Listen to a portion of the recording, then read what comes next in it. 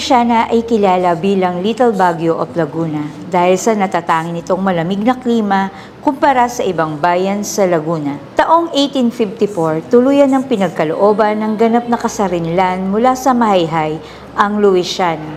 Mula sa pangalang Visita de Luisiana, formal na isinilang ang bayan na ito at hinango mula sa pinagsamang pangalan ng dalawa na sina Don Luis Bernardo at ang kanyang kabiyak na si Doña Ana bilang pagunita sa kanilang mahalagang ambag sa pagkakatatag ng bayan.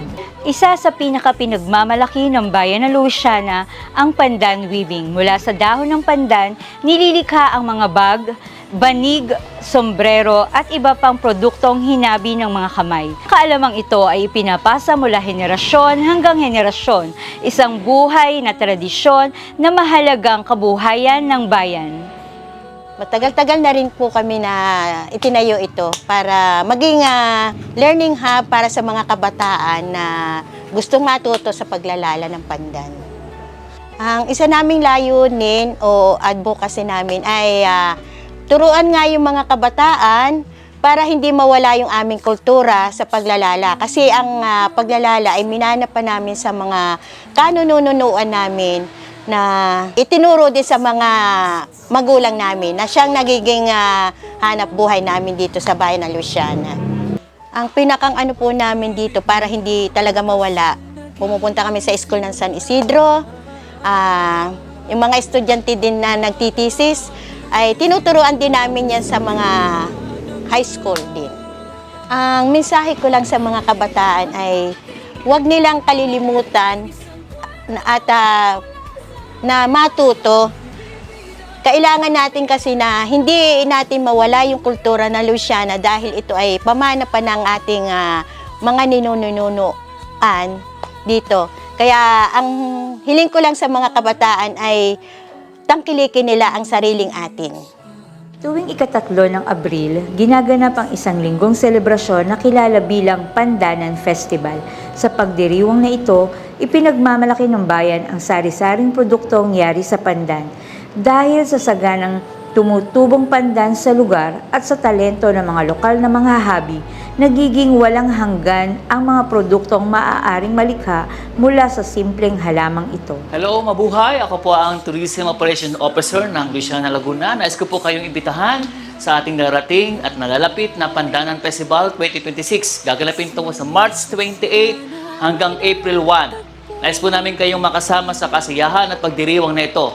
May mga bagong programa, may mga lumang programa, pero isang idea para sa kasiyahan ng ating kababayan at maipromote ang ating Pandanan Festival.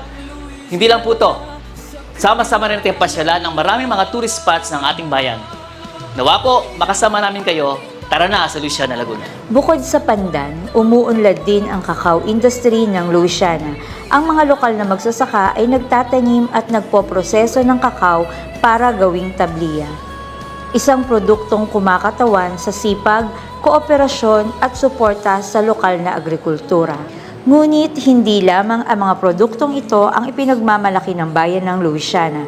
Dito rin matatagpuan ang mga kahangahangang tanawin at mga pasyalan na nagpapakita ng likas na ganda ng kalikasan.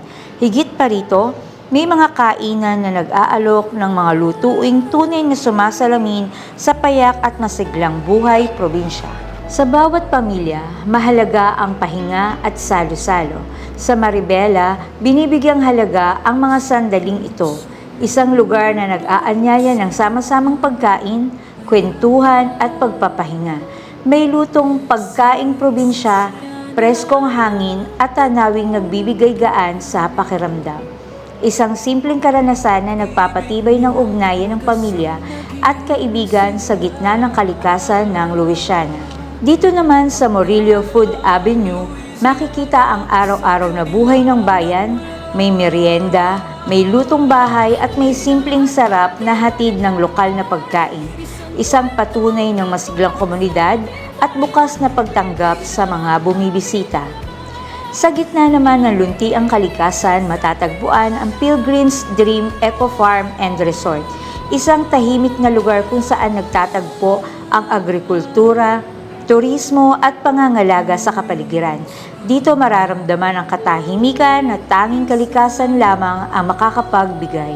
Mararanasan din ang ganda ng kalikasan at lamig ng tubig mula sa Malaog Falls Resort and Events Place.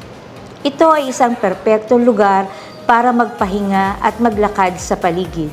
Dito rin makikita ang kompletong pasilidad para sa mga espesyal na okasyon katulad ng kaarawan, kasal at team building activities.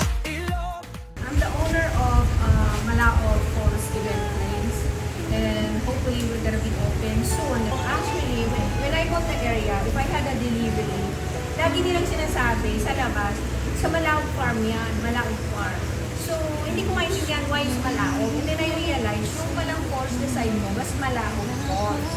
So, tinawag kaming Malaog Farm. Kaya, nag-decide ako na yun na lang yung pangalan namin kasi kilala na kami. And gusto ko rin ibalik pati sa Louisiana, sa area na I wanted to be like a pride of Louisiana. So, it's because of the Malaog Falls is the property of Louisiana. So, I wanted to honor them. From Manila, they come all the way here. At least masasabi nila, it's so far away, but it's still worth it. Kasi sabi sila dito, hindi sila mag-a-adjust. Kasi we have 24 hours water. And then of course, the pool is one of the pride talaga ng Louisiana. And they can drink water here from the faucet because it's all filterized the water. And then, kahit yung pool natin, we had a reward na I decided talaga to put up the best and the quality ng ng filter ng bawat pool. And that way, hindi tayo mapapahiya na pag may dumagit tayong bisita natin sa States, pride pa rin natin na yung water was very clean and it's very safe. Hindi sila mag-a-adjust kasi we had 24 hours to prepare. Isinusulong ng pamahalang panlalawigan sa pangunguna ni Governor Sol Aragones ang mas pinalakas na turismo sa lalawigan ng Laguna sa pamamagitan ng mga programang tulad ng Festival of Falls. Layunin nitong ipakilala ang mayamang likas na yaman, kultura at mga atraksyon ng probinsya. Bahagi ito ng advokasya ng gobernador na palaguin ang lokal na ekonomiya, bigyan ng mas maraming oportunidad ang mga komunidad at hikayatin ang mas maraming turista na tuklasin ang ganda ng mga talon at iba pang pasyalan sa Laguna. Ang Our Lady of the Holy Rosary Parish ay nagsisilbing sentro ng pananampalataya ng mga residente. Dito isinasagawa ang mga panalangin, selebrasyon at debosyon na patuloy na gumagabay sa komunidad sa paglipas ng panahon.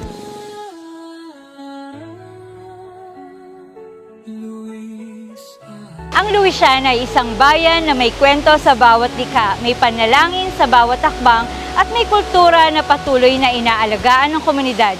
Isang lugar na tunay na nararanasan sa tradisyon, sa pagkain at sa kabuhayang likha ng sariling lupa. Payapa, si Luis at si Ana ay nagtagpo ng tadhana. Pag-ibig nilang wagas ang